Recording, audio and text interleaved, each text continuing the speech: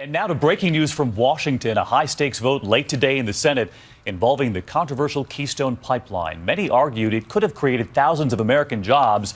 It did not pass the Senate. You can see it there. The pipeline would send tar sands oil from Alberta, Canada to Nebraska, where it would then hook up with existing pipelines, sending the oil to refineries on the Gulf Coast. The House passed the bill late last week. Tonight, the Senate voting it down. And so I want to bring in ABC's chief White House correspondent, Jonathan Karl. And John, this is not over yet. Could it be revived? And how many jobs are we talking about here?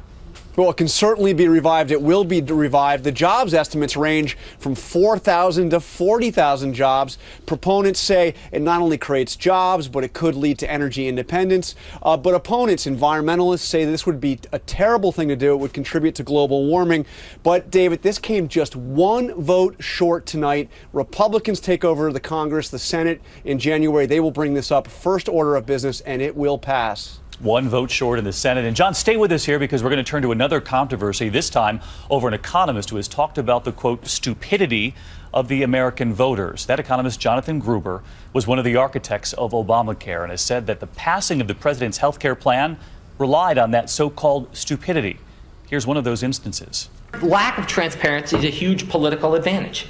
And basically, call it the stupidity of the American voter or whatever. But basically, that was really, really critical to getting the thing to pass.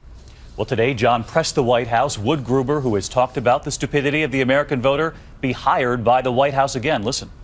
He's made more than $2 million from the federal government, $400,000 specifically regarding the health care law. No more government contracts for Jonathan Gruber? Well, I assume that that those kinds of decisions are based on merit, but certainly the comments that he has now famously expressed are not views that are shared by anybody at the White House.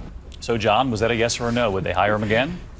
Well, they won't rule out hiring him again somewhere down the line, some part of the federal government. Let me tell you this, David, you won't see Jonathan Gruber around the White House again. They don't want any part of him after those comments. He is persona non grata now. All right, John Karl live on both fronts tonight. John, thank you.